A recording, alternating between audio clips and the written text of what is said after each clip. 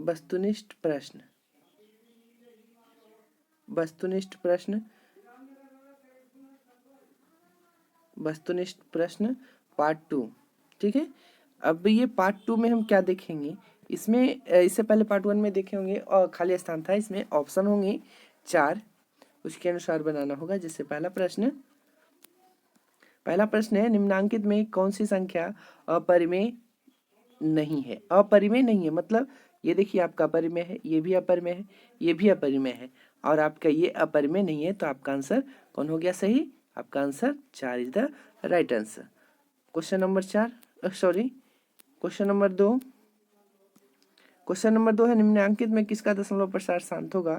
तो किसका होगा देखेंगे, इसमें हर का गुणनखंड करेंगे। अगर हर का गुणनखंड 2 की घात यम गुने 5 की घात यन के रूप में जिसका हो गया वो आपका शांत होगा। तो आपका क्वेश्चन नंबर 2 का 2 आंसर सही होंगे। क्वेश्चन नंबर 3 कहता है, भाज्य जो ए है और भाजक बी के लिए ए बराबर बी क्यू प्लस आर में आर के लिए कौन सा सत्य है? तो आप लोग जानते हैं कि ए बराबर जो बी क्यू प्लस आर होते हैं, ये आर जो है, देखिएगा क्वेश्चन नंबर, आर जो होते हैं भाजक से छोटा होता है, बिल्कुल सही है, या 0 के बराबर होते हैं। ये क्वेश्चन नंबर 3 का 2 answer is the right answer. Next question number 4। Question number 4 में क्या कहता है, दो धनात्मक पूर्णांक ए और बी का एचसीएफ का दूसरा नाम GCD है। ठीक है, ग्रेटेस्ट कॉमन डिवाइडर। सबसे बड़ा पूर्णांक कौन है? डी है। तो डी द्वारा विभाजित होगा। डी द्वारा कौन विभाजित होगा? तो डी द्वारा इन दोनों का एक मस है बड़ा, वो है 4। मान लिया जाए हमारे पास एक 8 था और एक 12 था। अब कह दें कि इन दोनों का एक बड़ा पूर्णांक 4 है। इन दोनों का सबसे बड़ा या CF पूर्णांक क्या है? 4 है। तो बताइए 4 किसको किसको विभाजित करेगा? 4 इसको भी विभाजित करेगा और इसको भी विभाजित करेगा। तो इससे हमको क्या जाहिर हुआ कि ए और जो बी है, ये इसका बड़ा पूर्णांक डी है HCF में। तो ये जो डी है इसको भी विभाजित करेगा और इसको भी करेगा। अतः option number 3 is the right answer. Option इसका कौन हो जाएंगे? 3 हो जाएगा। चलते हैं अगला क्वेश्चन नंबर 5 की ओर। क्वेश्चन नंबर 5 क्या कहता है? कहता है यूक्लिड विभाजन लेमा किन पूर्णांकों के लिए लागू किया जाता है? तो यह जो है शून्य को छोड़ करके, ये जो है यूक्लिड विभाजन में लेमा में सबको शून्य को छोड़कर सभी पूर्णांक को लिया जाता है। ठीक है, याद रखना है, शून्य को छोड़कर सभी पूर्णांकों के लिए है ये। क्वेश्चन नंबर 5 हो गया। अब 6 की ओर चलते हैं। 6 प्रश्न जो है कहता है 156 के अभाज्य गुणनखंड में 2 का घात कितना है? तो अब 156 का आप फैक्टर भी निकाल सकते हैं। 156 का आप क्या निकालेंगे? फैक्टर निकालेंगे। तो 2 से जब करेंगे तो 7 दूनी 14, 8 दूनी 16, फिर से 2 से करेंगे 3 दूना 6, 29, फिर 3 से करेंगे 33 39। तो इसका जो आंसर होगा 2 की घात 2। तो यहाँ कह रहा था 2 का ही अधिकतम घात क्या होगा? तो 2 होंगे। इसका आंसर 6 का 2 हो गया। चलते हैं 7वां नंबर क्वेश्चन की ओर। 7वां नंबर कहता है दो संख्याओं का लघुत्तम समापवर्तक एवं महत्तम समापवर्तक समान हो तो वे संख्या क्या होंगे? लसा भी समान और मसा भी समान, तो वो क्या होंगे? समान संख्या होंगे। क्यों? कि अगर हम एक संख्या 4 लेते हैं, दूसरा भी 4 लिया, तो इनका जब हम लसा निकालेंगे, LCM निकालेंगे, तो क्या आएगा? 4 आएगा। और इनका जब हम HCF निकालेंगे, क्या आएगा? 4 आएगा। तो यहाँ दोनों समान है। अतः यहाँ जो कह रहा था कि यदि दो संख्याओं का लघुत्तम समापवर्तक और महत्तम समापवर्तक समान हो तो वे संख्या होगी, समान संख्या होंगे। तो इसका आंसर कौन हो जाएगा? 4 हो जाएंगे। ठीक है, अब चलते हैं 8 की ओर। 8वां नंबर प्रश्न क्या कहता है? कहता है दो संख्याओं के लस एवं मस का योग 960 है और उनका लस जो है मस से 720 अधिक है। ठीक है, देखिए ये जो लस है ये जो लस है मस से कितना है 720 अधिक है। ठीक है, और कहता है लसा मसा का योगफल 960 है, मतलब कि लसा जोड़ दिए और प्लस मसा कर दिए, तब कितना आ गया 960 आ गया। ये तो प्रश्न में कह रहा है कि लसा जो है उनका लसा मसा से 720 अधिक है। तो ठीक है, अब यहाँ आप मान भी रख के बना सकते हैं, या क्या कर सकते हैं, लसा का मान यहाँ जब रखेंगे तो लसा का मान रखेंगे तो मस हो जाएगा, यहाँ जब मान रखाएगा तो यहाँ हो जाएगा मस प्लस 720 प्लस मस बराबर 960। अब 960 में 720 घट जाएगा, 720 घटेगा तो 40 और 2 हो गया, तो 2 को मसा बराबर हो गया भागा 2 मसा बराबर तो 140 हो गया। अब ये जो 120 कितना आ गया, मसा आपका 120, मसा क्या हो गया 120, तो लसा कितना हो जाएंगे तो 960 में घटा दीजिए तो हो गया 40, और उसके बाद कितना 40 और यहाँ हो गया 120 घटेगा तो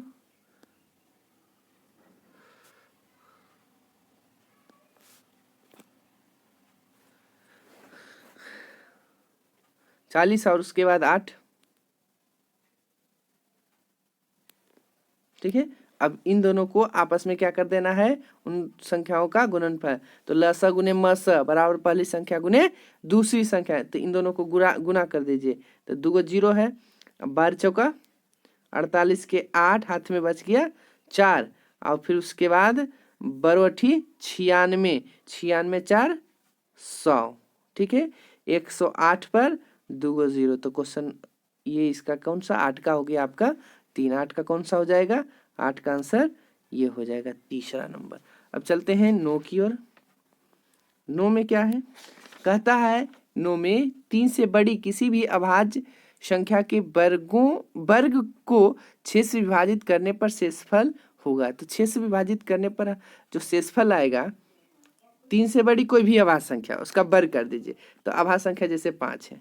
ठीक है, अब इसका वर्ग कर देंगे तो 5 25, अगर हम उसमें 6 से 25 अगर हम 6 से भाग देंगे तो रिमाइंडर क्या आएगा 1 आएगा, तो इसका आंसर क्या हो गया 2 हो गया।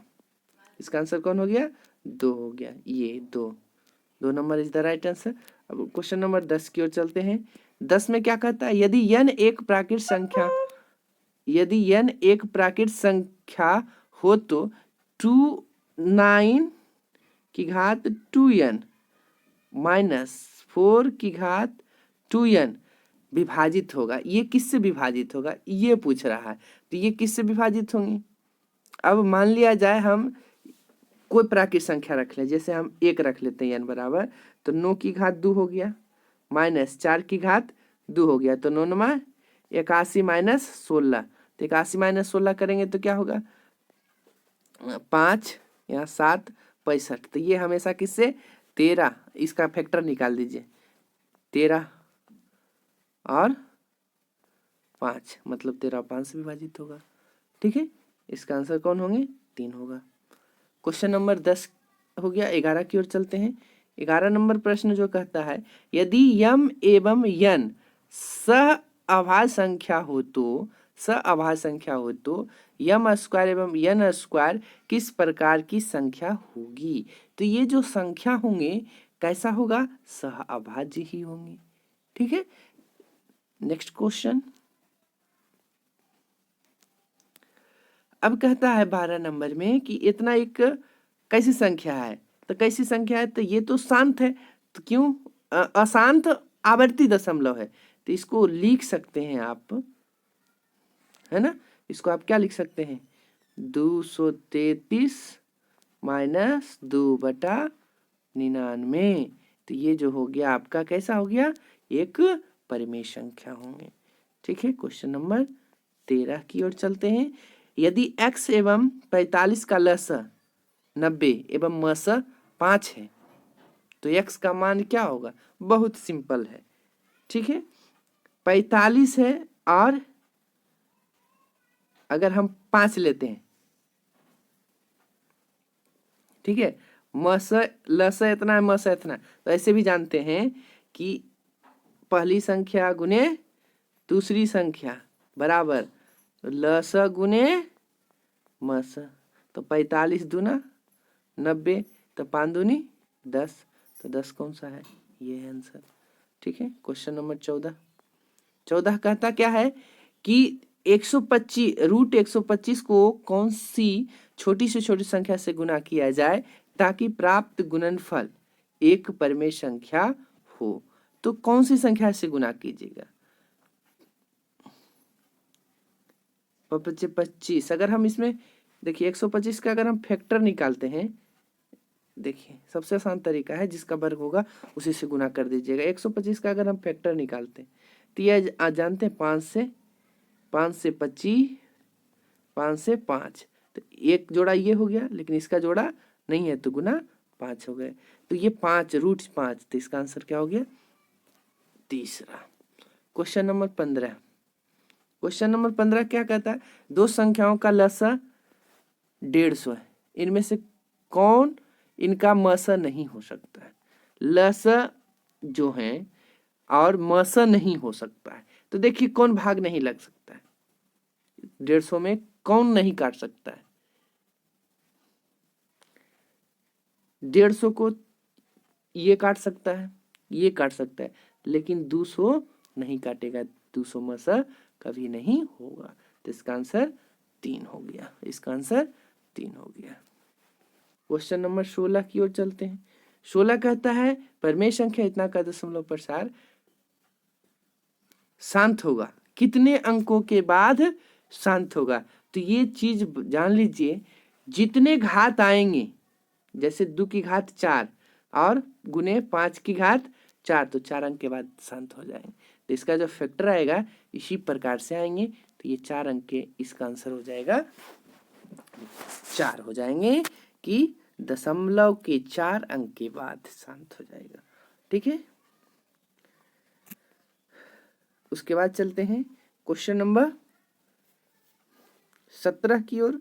17 प्रश्न में कहता है 360 के अभाज्य गुणनखंड के सभी गुणनखंडों के घात का योग बताइए। तो 360 का फैक्टर निकालेंगे, 360 का जब हम फैक्टर निकालेंगे 360 का, तो 2 से 18, 2 से 90, 2 से 45, 45, 3 से 15, 3 से 5, तो 1 2 3 हो गया, तो 2 की घात 3 गुने 3 की घात 2 गुने 5, तो 3 2 5 और 1 6, मतलब इसका क्या आ गया, आंसर 6 हो जाएंगे।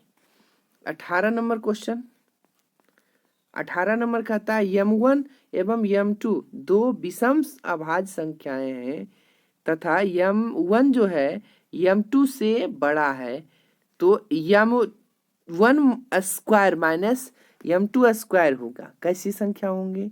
तो ये जो संख्या होगा एक सम संख्या होगा, क्यों, दो विषम संख्या, दो अभाज्य विषम संख्या है, मान लिया जाएगा 3 है और एक 5 है, तो इसको हम m2 मान लेते हैं और इसको हम m1 मान लेते हैं।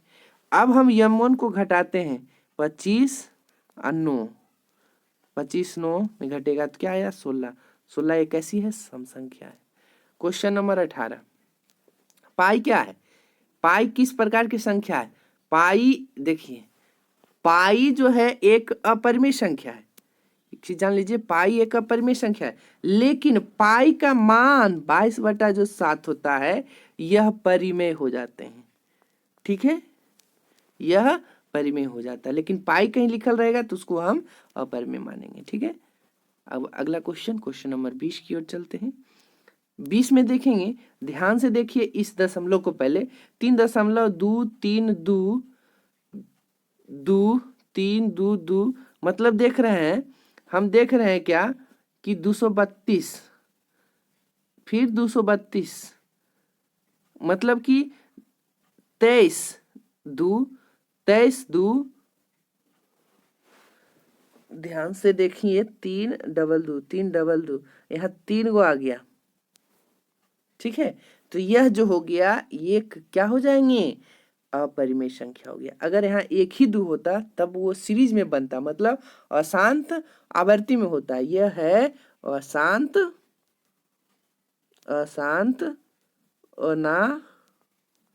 अनावर्ती में है। कैसी है, अशांत अनावर्ती में है, अतः यह अपरिमेय हो गया। चलते हैं लास्ट क्वेश्चन की ओर।